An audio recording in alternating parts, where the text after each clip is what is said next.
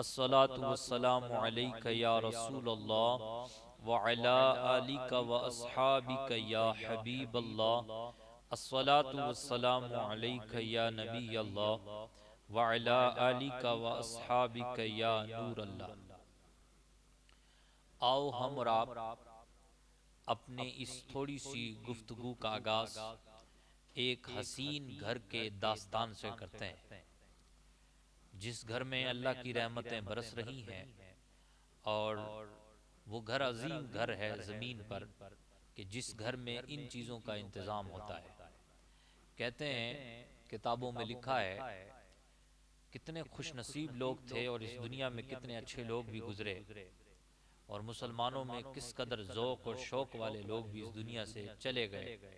وہ ہمارے ایک پنجابی کے شاعر ہیں، وہ کہتے ہیں ٹر گئے یار محبتاں والے لے گئے نال ہی ہاں سے۔ جب اللہ کی رحمتوں والے ہی چلے جائیں اس دنیا سے تو پھر حقیقت تو یہ ہے کہ پھر ہنسیاں خوشیاں وہ خوشحالیاں بھی چلی جاتی ہیں انہی کے ساتھ۔ کہتے ہیں کہ ایک شخص ہے جو دو بھائی ہیں، ایک کا نام ہے علی بن صابر، ایک کا نام ہے حسین بن صابر۔ یہ دو بھائی ہیں اور ان کی ایک بڑھیا ماں ہے۔ روزانہ ان کا معمول ہے کہ یہ لوگ ایک کلام پاک قرآن پاک کو ضرور اپنے گھر میں ختم کرتے ہیں۔ بانٹ رکھا ہے سب نے، ایک بھائی قرآن کا تہائی حصہ پڑھتا ہے تو دوسرا بھائی تہائی حصہ پڑھتا ہے، اور قرآن کا تہائی حصہ ان کی والدہ محترمہ پڑھتی ہے۔ پھر ہوا یوں کہ ایک دن والدہ کا انتقال ہو گیا تو دو بھائی بچے اس گھر میں، تو ایک بھائی پڑھتا ہے آدھا کلام پاک، دوسرا بھائی پڑھتا ہے آدھا کلام پاک۔ یہ کوئی مہینے کا ان کا ایک روٹ یا جدول نہیں تھا، بلکہ روز کا ان کا ایک سلیبس تھا۔ کہتے ہیں کہ ایک وقت ایسا آیا کہ علی بن صابر جو تھے ان کا انتقال ہو گیا تو حسین بن صابر رہ گئے۔ تو حسین بن صابر کیا کرنے لگے کہ وہ روزانہ پھر وہ کلام پاک ایک ختم کرتے اور پھر جا کے سوتے۔ یہ سلسلہ چلتا رہا۔ جس راوی نے یہ واقعہ لکھا وہ کہتے ہیں کہ حسین بن صابر کا جب انتقال کا وقت قریب آیا تو میں اس وقت اس کے حجرے میں تھا۔ اس نے مجھ سے پانی مانگا، میرے اور اس کے علاوہ روم میں کوئی نہیں تھا۔ میں بھاگ کے گیا اور پانی لے کے آیا اور حسین صابر کو پانی پیش کیا تو حسین صابر نے کہا الحمدللہ میرے دوست میں نے پانی پی لیا۔ میں نے کہا حیرت کی بات ہے، پانی مانگا ہے آپ نے اور میں بھاگ کر کے لے کے آیا ہوں، اور حجرے میں میرے اور آپ کے علاوہ کوئی اور ہے ہی نہیں، اور آپ کہہ رہے ہیں میں نے پانی پی لیا۔ کہاں میں نے پانی پی لیا؟ کہا کہاں سے پیا، کیسے پیا؟ کہا کہ جبریل امین نے پلایا ہے۔ جبریل امین نے یہی نہیں کہا کہ پانی پی لو یا پانی پلایا ہے، بلکہ جبریل امین نے پانی بھی پلایا ہے اور پانی پلا کے مجھے خوشخبری بھی سنائی ہے اور کہا ہے اے حسین ابن صابر تو بھی اللہ کے ان بندوں میں شامل ہے جس پر اللہ نے انعام کیا ہے۔ تیرا بھائی بھی شامل ہے، تیرا والد بھی شامل ہے اور تیری والدہ بھی شامل ہے۔ یہ انعام یافتہ لوگ کون ہوتے ہیں؟ اللہ اکبر۔ ہم ہر رکعت میں سورہ فاتحہ پڑھتے ہیں اور ہر رکعت میں یہ دعا کرتے ہیں اہدنا الصراط المستقیم، اے اللہ ہمیں سیدھے راستے پہ چلا۔ لیکن کن لوگوں کے سیدھے راستے پہ؟ صراط الذین انعمت علیہم، ان لوگوں کے سیدھے راستے پہ چلا جن پر تو نے انعام عطا کیا ہے۔ اور اللہ نے انعام کن پہ کیا ہے؟ اللہ خود اس کی تفصیل بیان کرتا ہے دوسری جگہ پہ کلام پاک میں ہی۔ اللہ پاک فرماتا ہے انعم اللہ من النبیین والصدیقین والشہداء والصالحین، اللہ نے انعام کیا ہے نبیوں پر، اللہ نے انعامات عطا فرمائے ہیں صدیقین پر، اللہ نے انعام عطا فرمائے ہیں شہداء پر، اللہ نے انعام عطا فرمائے ہیں صالحین پر۔ عزیزان محترم پتہ یہ چلا جو بندہ کلام پاک کو پڑھتا ہے، جو کلام پاک کا اتنا اہتمام کرتا ہے تلاوت میں، اللہ تبارک و تعالی ان کو اپنے انعام یافتہ بندوں میں شامل کر لیتا ہے۔ لیکن آج کل ہو کیا رہا ہے؟ اللہ اکبر، ہمارے حالات ہمیں پتا ہے کہ ہم کیا کر رہے ہیں۔ وحدہ لا شریک ہم سے کیا کہہ رہا ہے؟ اللہ پاک فرماتا ہے یا ایھا الناس قد جاءتکم موعظۃ من ربکم، اے لوگوں بے شک تمہارے پاس موعظہ آ گیا ہے تمہارے رب کی طرف سے، اچھی باتیں بتانے والا، اچھی باتیں اپنے اندر رکھنے والا موعظہ آ گیا ہے تمہارے رب کی طرف سے۔ موعظہ سے مراد قرآن، یہ قرآن جس کے اندر اچھی باتیں ہیں وہ تمہارے پاس آ گیا ہے لوگوں۔ اس میں جانتے ہو کیا ہے؟ وَشِفَاءٌ لِمَا فِي الصُّدُورِ، تمہارے سینوں میں جو بیماریاں ہیں اس کے لیے وہ شفا ہے۔ تمہاری جو بیماریاں ہیں سینوں میں، دلوں کے اندر، اس کے لیے وہ شفا ہے۔ عزیزان محترم، کینسر کا علاج کرنے والے معالج تو مل جاتے ہیں، ٹی بی کے مریضوں کو دیکھنے والے ڈاکٹر بھی مل جاتے ہیں، لیکن حسد کا علاج کرنے والا کہاں ملتا ہے؟ حسد کا علاج کہاں ملتا ہے؟ نفرت کا علاج کہاں ملتا ہے؟ ہدایت کا نور دل کو کہاں سے حاصل ہوتا ہے؟ وہ قرآن سے حاصل ہوتا ہے۔ اللہ نے فرمایا یہ وہ قرآن ہے جو موعظہ ہے، تمہیں اچھی باتوں کی طرف بلاتا ہے، تمہیں بری باتوں سے روکتا ہے، یہ اچھے انداز سے اپنی بات کو تمہارے سامنے دو ٹوک لفظوں میں رکھتا ہے۔ کہتا ہے سب کو مرنا ہے، تو یہ حقیقت ہے سب کو مرنا ہے۔ دو ٹوک لفظوں میں کہتا ہے سب کو ہم نے بنایا ہے، اور سب سے پہلے آدم کو بنایا اور ایسے ایسے بنایا ہے۔ دو ٹوک لفظوں میں اس کا موقف ہے۔ اچھی باتیں ہیں یا نہیں ہیں؟ وہ کہتا ہے ہم نے انسانوں کو خوبصورت بنایا ہے، یہ اچھی باتیں ہیں یا نہیں ہیں؟ تو اللہ پاک کا جو کلام ہے یہ موعظہ ہے، صرف موعظہ ہی نہیں ہے بلکہ یہ شفا ہے۔ کیا ہے یہ؟ اچھا دوا نہیں کہا اللہ نے اس کو شفا کہا، یہ شفا ہے۔ اگر تم پڑھو گے قرآن پاک کو، تم سمجھو گے قرآن پاک کو، تو تمہارے دل کے اندر جو مرض ہے حسد کا، غیبت کا، نفرت کا، بغض کا، قرآن پڑھنے اور سمجھنے کی وجہ سے یہ ساری بیماریاں تمہارے سینے سے زائل ہو جائیں گی۔ وَهُدًى وَرَحْمَةٌ لِّلْمُؤْمِنِينَ، اور یہ ہدایت ہے، اور یہ تینوں چیزیں سے فائدہ وہی حاصل کر پاتے ہیں جو مومنین ہیں۔ مومنین کے لیے رحمت ہے۔ مہربانیاں تو کس کے لیے ہیں؟ مومنوں کے لیے ہیں۔ اے مومنو، تم اگر شفا چاہتے ہو تو قرآن پڑھو، تم اگر یہ چاہتے ہو کہ اللہ ہمیں ہدایت کے نور سے مزین کر دے تو پھر تم قرآن پڑھو۔ اگر تم یہ چاہتے ہو کہ ہم اچھی باتیں پڑھیں، ایسی باتیں پڑھیں جن باتوں میں کوئی تبدیلی نہیں ہو سکتی، تو آؤ قرآن پڑھو۔ اللہ کہتا ہے لا تبدیل لکلمات اللہ، اللہ کی باتوں میں کسی قسم کی کوئی تبدیلی اور تغیر نہیں ہو سکتا۔ اگر تم یہ چاہتے ہو کہ ہم سچی سچی باتیں پڑھیں تو پھر قرآن پڑھو۔ اللہ کہتا ہے ذالک الکتاب لا ریب فیہ، اس کتاب کے ایک ایک حرف میں کوئی شک اور شبہ نہیں ہے۔ لیکن ہمارا معاملہ الٹا ہے، ہم نے تو قرآن پاک کو اپنے اپنے جزدان میں بند کر کے، الماریوں میں بند کر کے رکھ دیا ہے، کوئی کھول کے راضی نہیں ہے۔ مسجد میں اتنے سارے قرآن رکھے ہوئے ہیں، کوئی کھول کے راضی نہیں ہے، کوئی اس کی زیارت کر کے راضی نہیں ہے۔ عزیزان محترم، یہ قرآن کیوں نازل ہوا؟ کیا صرف اور صرف مسجدوں میں سجانے کے لیے؟ کیا صرف اور صرف گھر اگر نئے بنائے جائیں تو پھر اس کے افتتاح کے موقع پر لوگوں کو بلایا جائے اور بلا کر کے جو ہے نا قرآن خوانی سے اس کا افتتاح کیا جائے؟ کیا یہ قرآن اس لیے نازل ہوا تھا؟ آنے والا مہینہ رمضان کا مہینہ ہے، اور اسی مہینے میں اللہ تبارک و تعالیٰ نے قرآن کو نازل کیا ہے۔ اللہ نے کس طریقے سے اللہ نے اس چیز کو بیان کیا ہے وہ ہمارے سامنے۔ اللہ کہتا ہے شہر رمضان الذی انزل فیہ القرآن، یہ رمضان کا مہینہ ہے کہ جس میں ہم نے قرآن کو نازل کیا ہے۔ مولا کیوں نازل کیا ہے؟ ہم تو یہاں مرنے کے وقت پڑھتے ہیں قرآن، ہم تو یہاں اگر کوئی بیمار ہو جائے، کسی کے اندر جنات آ جائے، کسی کے اندر بھوت آ جائے تو ہم اس کو بھگانے کے لیے قرآن پڑھتے ہیں۔ تو نے یہ قرآن رمضان میں نازل کیا ہے تو کیوں نازل کیا ہے؟ اللہ وحدہ لا شریک فرماتا ہے ہدی للناس، میں نے لوگوں کی ہدایت کے لیے یہ نازل کیا ہے۔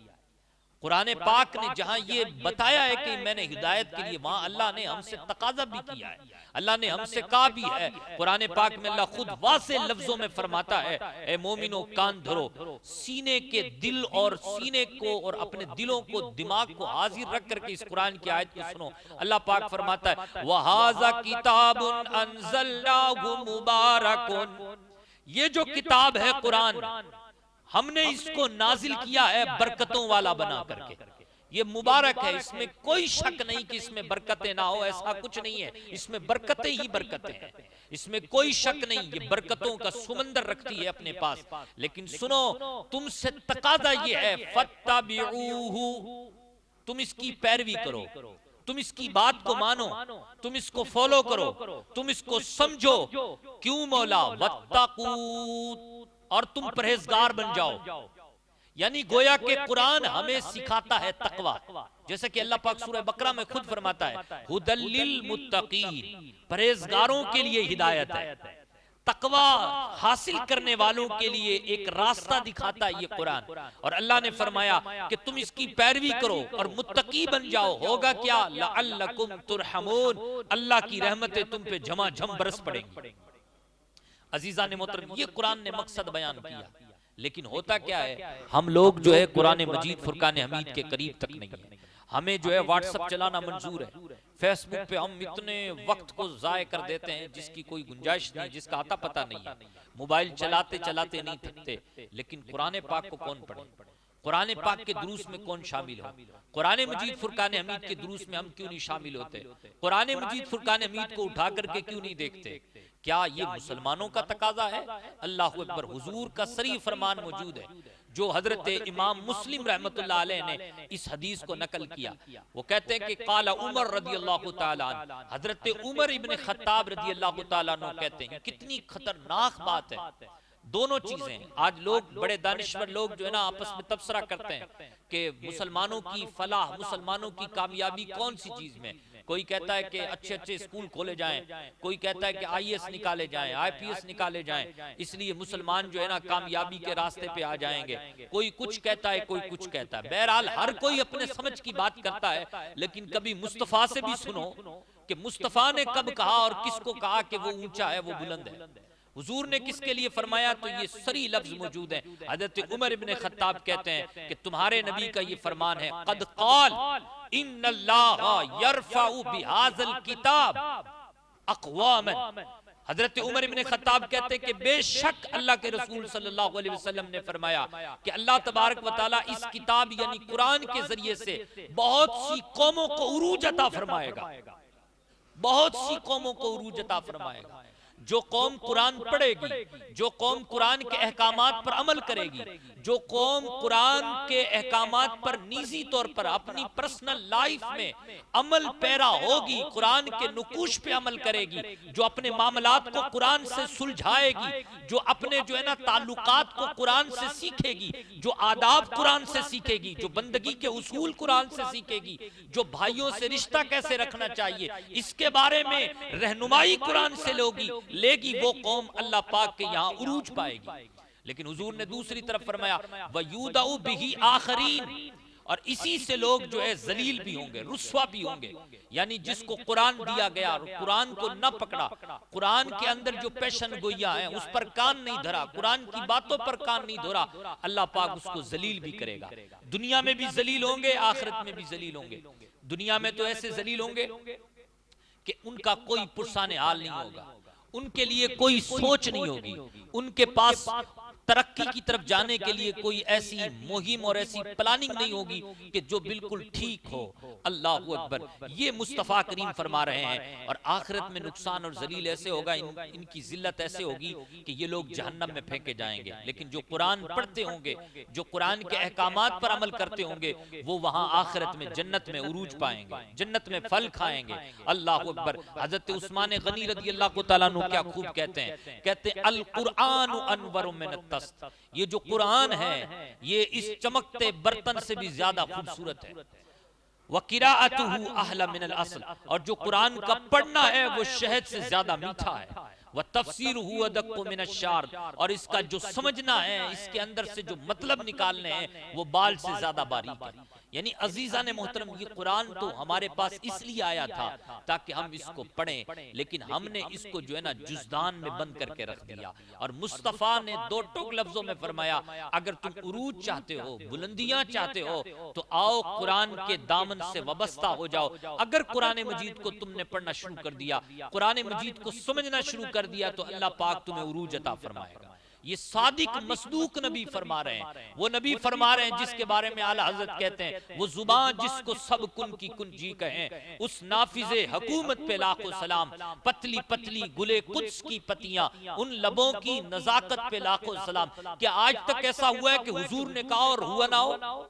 آج تک ایسا نہیں ہوا کہ حضور نے کہا اور وہ ہوا نہ ہو۔ جو حضور نے کہا ہے وہ پورا ہوا ہے۔ دشمن بھی مان گئے تھے کہ مصطفیٰ نے جو کہا ہے وہ آج پورا ہوا ہے۔ تو حضور نے فرما دیا اگر تم عروج چاہتے ہو تو کتاب سے وابستہ ہو جاؤ، قرآن پاک کو پڑھو۔ اللہ اکبر۔ ڈاکٹر اقبال نے اپنے سادہ سے انداز میں یہ کتنی خوبصورت انداز میں بات سمجھائی۔ وہ معزز تھے مسلمان ہو کر، آج ہم خار ہیں تاریک قرآن ہو کر۔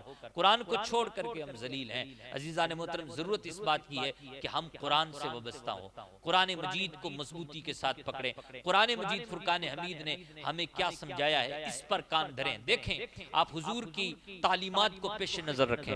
مصطفیٰ کریم صلی اللہ علیہ وسلم نے دین اسلام کا پیغام لوگوں تک پہنچانے کے لیے کتنے دکھ جھیلے، کتنے دکھ جھیلے، لوگوں نے کتنا ستایا، ہم سب کو پتا ہے۔ اور ہم سب بارہا مقررین سے، واعظین سے، علماء کرام سے سنتے رہتے ہیں۔ مصطفیٰ کریم صلی اللہ علیہ وسلم طائف کے میدان میں حضور پاک صلی اللہ علیہ وسلم کو اتنا زد و کوب کیا گیا کہ پیارے آقا رسول اکرم صلی اللہ علیہ وسلم کے جسم مبارک لہو لہان ہو گیا۔ یہاں تک کہ ایک جنگ کے موقع پر مصطفیٰ کریم صلی اللہ علیہ وسلم کے چہرے مبارک کو زخمی کر دیا گیا۔ پیارے آقا رسول اکرم صلی اللہ علیہ وسلم نے یہ تکلیفیں جھیلی کہ نہیں جھیلی؟ دشمنوں نے آپ کے راستے میں کانٹے بچھا دیے، آپ پر پتھروں کی بارش برسا دی، یہاں تک کہ جب نماز کے لیے کھڑے ہوتے تو لڑکے اوباش قسم کے آتے اور حضور کو پریشان کرتے۔ ایسے ماحول میں بھی اور ان اعمال کے دفاع میں بھی کبھی بھی مصطفیٰ کریم صلی اللہ علیہ وسلم نے شکوہ نہیں کیا خدا سے۔ یہاں تک کہ ایک مقام پہ تو خود جبریل کو بھیجا بھی اللہ پاک نے کہ جبریل پوچھ کیا میرے حبیب کو بڑا ستایا ہے، میرے حبیب کی مرضی کیا ہے؟ اگر میرے حبیب کی مرضی یہ کہ میں ان دونوں پہاڑیوں کو آپس میں ملا دوں تو پھر میں آج تجھے حکم دیتا ہوں کہ ان دونوں پہاڑیوں کو آپس میں ملا دے، اور یہ قوم کہ جس نے میرے حبیب کو ستایا ہے یہ آج ہی نیست و نابود ہو جائے گی۔ لیکن جب جبریل امین نے حضور سے پوچھا تو حضور نے کیا کہا؟ حضور نے فرمایا نہیں، میں ان میں بھلائی دیکھتا ہوں، میں ان میں بھلائی دیکھتا ہوں۔ لیکن عزیزان محترم، شکوہ اللہ سے نہیں کیا کہ اللہ انہوں نے مجھے بڑا ستایا، تو ان کو پریشان کر دے یا تو ان کو ہلاک کر دے، ایسی کوئی بات اللہ تبارک و تعالیٰ کی بارگاہ میں نہیں کہی۔ لیکن ایک مضمون قرآن میں ملتا ہے کہ جہاں اللہ تبارک و تعالیٰ کی بارگاہ میں حضور نے شکوہ کیا، جانتے وہ مضمون کیسا ہے؟ آئیں سنیں۔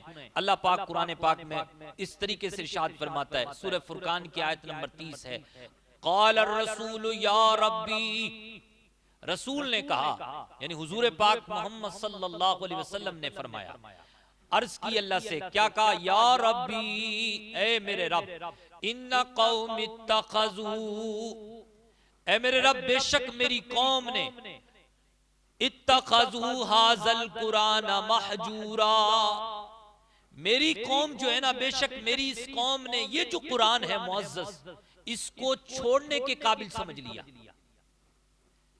اے میرے اللہ، اے میرے رب، میں نے ان کے سامنے سورہ یاسین پڑھی، میں نے ان کے سامنے سورہ رحمان پڑھی، میں نے ان کے سامنے سورہ فرقان پڑھی، میں نے ان کو قرآن سنایا، تیرا کلام سنایا، لیکن قوم نے اس کو اڈاپٹ کرنے کے بجائے، اس کو اپنانے کے بجائے چھوڑنے کے قابل سمجھا، یہ شکوہ شکایت کیا۔ حالانکہ یہ اس بات پر شکوہ شکایت تھا کہ جب پیارے آقا رسول اکرم صلی اللہ علیہ وسلم نے کفار کے سامنے اللہ کے کلام کو پڑھا اور کہا کہ اے لوگوں، اللہ کے اس خوبصورت کلام پر ایمان لے آؤ، تو سامنے سے کفار نے کیا کہا جانتے؟ کفار نے یہ کہا یہ تو شعر ہے، یہ تو جادو ہے، ہم اس پر ایمان نہیں لاتے۔ لیکن مفسرین کرام فرماتے ہیں کہ یہاں جو چھوڑنا مراد ہے وہ اس طریقے سے بھی مراد ہے کہ جو بندے اس پر ایمان نہیں لاتے قرآن پر، وہ بھی قرآن کو چھوڑ رہے ہیں، اور جو بندے قرآن پر ایمان لا کر قرآن کی باتوں پر کان نہیں دھر رہے، قرآن کی تلاوت نہیں کر رہے، قرآن پر عمل نہیں کر رہے، وہ لوگ بھی قرآن کو چھوڑ رہے ہیں۔ یعنی گویا کہ جو بندہ قرآن پر ایمان نہیں لا رہا وہ تو قرآن کو چھوڑ ہی رہا ہے، جو بندہ قرآن پر ایمان لا کر قرآن کے احکامات پر عمل نہیں کر رہا اب بتائیں قرآن میں تو وراثت کے مسائل بھی ہیں، جب ہم وراثت تقسیم کرتے ہیں تو کیا قرآن سے رہنمائی لیتے ہیں؟ قرآن میں تو طلاق کے مسائل بھی ہیں، قرآن میں تو میاں بیوی کو کیسے رہنا چاہیے اس کے معاملات بھی بڑی تفصیل کے ساتھ ذکر کیے گئے ہیں۔ قرآن میں تو جانوروں کا تذکرہ بھی ہے کہ جانوروں کے ساتھ تمہیں کیسے سلوک کرنا ہے، انسانوں کے ساتھ کیسے سلوک کرنا ہے، یہ تمام تر باتیں ہیں۔ تو اللہ اکبر، اے مسلمانوں، اپنے ماحول کو دیکھیے، اپنے معاشرے کو دیکھیے اور معاشرے کو قریب سے دیکھیے اور سوچئے کیا ہمارا مسلم معاشرہ قرآن کو چھوڑ نہیں رہا؟ اور پھر دیکھیے صبح و شام ہمارے گھروں سے قرآن کی تلاوت آتی ہے یا گانوں کی آتی ہے، لوگ اپنے موبائل سے قرآن سنتے ہیں یا گانے سنتے ہیں۔ تو کیا یہ اس طریقے سے قرآن کو چھوڑنا نہیں ہے؟ اور حضور پاک صلی اللہ علیہ وسلم اللہ کی بارگاہ میں شکوہ کر رہے ہیں، مولا یہ میری جو قوم ہے یہ تو قرآن کو چھوڑ رہی ہے، اس کلام کو چھوڑ رہی ہے کہ جس کلام میں شرافت ہے، صداقت ہے، شرافت، صداقت، دیانت ہے، موتی، یہ موتی ہمیشہ لٹاتا ہے قرآن، جہالت کا نقشہ مٹا کر دلوں سے ہدایت کا رستہ چلاتا ہے قرآن۔ یہ قرآن بھی کوئی چھوڑنے کی چیز ہے؟ قرآن تو پڑھنے کی چیز ہے، قرآن تو سینے سے لگانے والی کتاب ہے، قرآن کو تو پڑھا جانا چاہیے تھا، قرآن کو تو سمجھا جانا چاہیے تھا، قرآن کے دروس کو تو عام کرنا چاہیے تھا۔ عزیزان محترم، ہمیں تو گھروں میں قرآن کا درس شروع کرنا چاہیے تھا۔ مسجدوں میں کہ جن جن مساجد میں جیسے کہ ہماری خود فجر کی نماز میں الحمدللہ درس قرآن ہوتا ہے، اس میں ہمیں بڑے ذوق اور شوق کے ساتھ شرکت کرنا چاہیے تھا۔ کیوں؟ اس لیے کہ یہ تو اللہ تبارک و تعالیٰ کا حکم ہے، اسی نے ہمیں یہ کتاب حبیب کے ذریعے عطا فرمائی ہے اور اسی نے حکم دیا ہے کہ تم اس کتاب کو فالو کرو، تم اس کتاب کی اطاعت کرو، تم اس کتاب کی پیروی کرو، تم اس کتاب کے ذریعے سے اپنی زندگی کے معاملات کو حل کرو۔ اس لیے ہم سب کو چاہیے کہ ہم جو ہے قرآن مجید فرقان حمید کی طرف لو لگائیں۔ ہم مسلمانوں کو دیکھیں نا کہ جن مسلمانوں نے تاریخ رقم کی، جن کا نام ابھی بھی زندہ ہے، یا جن کی وجہ سے اللہ پاک نے مسلمانوں کو عروج بخشا ہے اور اتنے بڑے اسلام کو اتنی عام کر دیا اور آج گھر گھر اسلام کا نور چمک رہا ہے، ان مسلمانوں کی کیفیت کیا تھی قرآن کے حوالے سے تو خود قرآن نے قرآن پاک میں بیان کیا ہے۔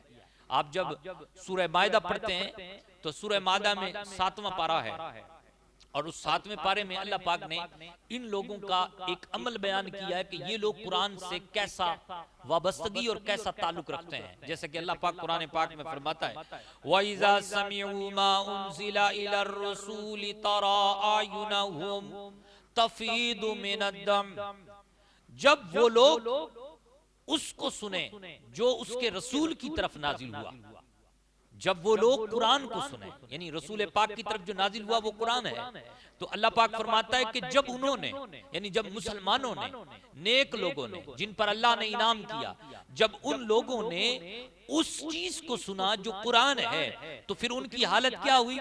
ان کی حالت یہ نہیں ہوئی کہ ادھر قرآن کی بات ہو رہی ہے تو یہ سانپ پتلی گلی سے نکل رہے ہیں، بلکہ ان کی حالت یہ ہوئی کہ تَرَىٰ أَعْيُنَهُمْ تَفِيضُ مِنَ الدَّمْعِ، تم ان کو دیکھو گے کہ ان کی آنکھوں میں آنسو جاری ہے، ان کی آنکھوں میں آنسو جاری ہیں اور ان کے دل قرآن کی آیتوں سے لگے ہوئے ہیں۔ اللہ اکبر، مِمَّا عَرَفُوا مِنَ الْحَقِّ، یہ کیوں ہوا جانتے ہو؟ یہ اس لیے ہوا کیونکہ انہوں نے حق کو پہچان لیا ہے۔ جو حق کو پہچان لیتا ہے وہی قرآن پر کان دھرتا ہے، اور مسلمان حق کو پہچانے ہوئے ہیں۔ یہ سب سے بڑا علم ہے کہ مسلمان کہے کہ میں اللہ کو ایک مانتا ہوں، یہ بہت بڑا علم ہے۔ تو جو بندہ اللہ کو حق مانتا ہے، اللہ کو ایک مانتا ہے، عزیزان محترم، وہ قرآن کو نہیں سنتا، وہ قرآن کو نہیں پڑھتا۔ یہ عجیب سی بات ہے۔ قرآن آیا ہی اس لیے تاکہ ہمارے دل کو مضبوط کرے، تاکہ ہمارے دل کو صاف ستھرا کر دے۔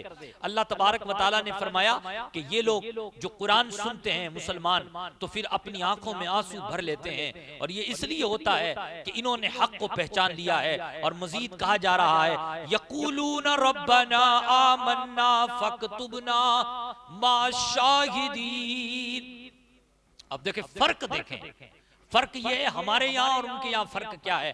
وہ مسلمان ہیں جو قرآن سنتے ہیں تو آنسوؤں سے روتے ہیں، ان کی سسکیاں اور ہچکیاں بن جاتی ہیں، وہ اس لیے کرتے ہیں کیونکہ انہوں نے حق کو پہچان لیا ہے، اور جب حق کو پہچان لیا اور قرآن سنتے ہیں تو قرآن سن سن کے اللہ کی حضور یوں عرض کرتے ہیں ربنا آمنا، اے ہمارے رب ہم ایمان تو لے آئے ہیں، اے ہمارے رب ہم ایمان لے آئے ہیں، فَاكْتُبْنَا مَعَ الشَّاهِدِينَ، ہمیں بھی شاہدین کے ساتھ لکھ لے، ہمیں بھی شاہدین کے ساتھ لکھ لے، ہمیں بھی نیک لوگوں کے ساتھ لکھ دے۔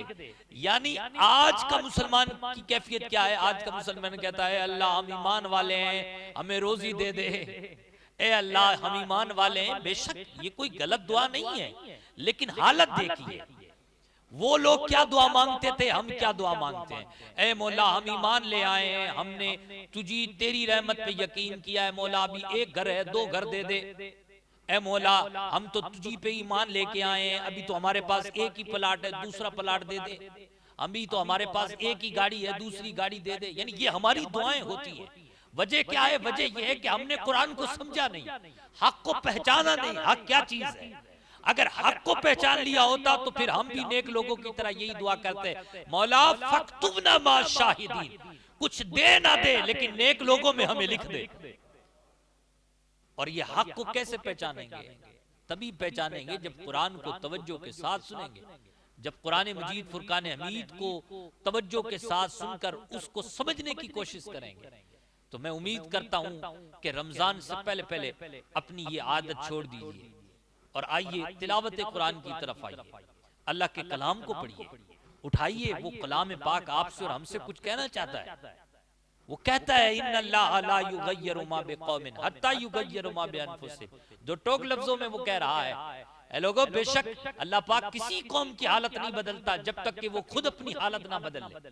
ڈاکٹر اقبال نے اردو انداز میں یوں کہا خدا نے آج تک اس قوم کی حالت نہیں بدلی، نہ ہو احساس جس کو اپنی حالت بدلنے کا۔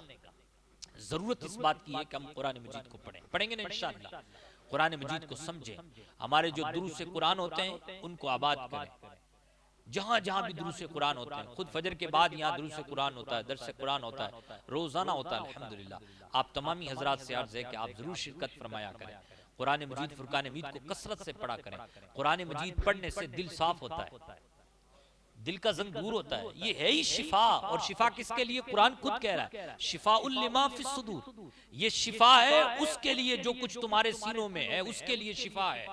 اور آپ جانتے ہیں حضور کے صریح فرمان موجود ہے، مصطفیٰ کا صحیح فرمان موجود ہے۔ حضور فرماتے ہیں ان اللہ لا ينظر الى اجسادکم ولا صورکم ولکن ينظر الى قلوبکم۔ مصطفیٰ کریم فرماتے کہ بے شک اللہ تعالیٰ تمہاری باڈیوں کو نہیں دیکھتا، تم کتنے لمبے ہو، کتنے تڑنگے ہو، تمہارا بائسپ کتنا مضبوط ہے، تمہارا چیسٹ کتنا بڑا ہے، اس چیز کو اللہ پاک نہیں دیکھتا۔ اور نہ تمہاری شکلوں کو دیکھتا ہے کہ تم گورے رنگ کے ہو، کالے رنگ کے ہو، پھیکے رنگ کے ہو، کس رنگ کے ہو، یہ اللہ نہیں دیکھتا۔ ہاں ولیکن ینظر الی قلوبکم، لیکن اللہ تبارک و تعالیٰ تمہارے دلوں کو دیکھتا ہے، اس کو اپنا بناتا ہے جس کا دل صاف ہوتا ہے۔ وہ پنجابی میں کیا خوب کسی نے کہا پھلاں دا تو عطر بنا، عطر دا پھر کڈ دریا، دریا وچ پھر رج کے نہا، مچھلیاں وانگو تاریاں لا پھر بھی تیری بو نہیں مکنی، پہلے اپنی میں مکا، پاک ہوئی تا پاک ملن، بن پاکا پاک نہیں مل دے، سارے جسم دے دھومن نالو دھولے ٹکڑا دل دا۔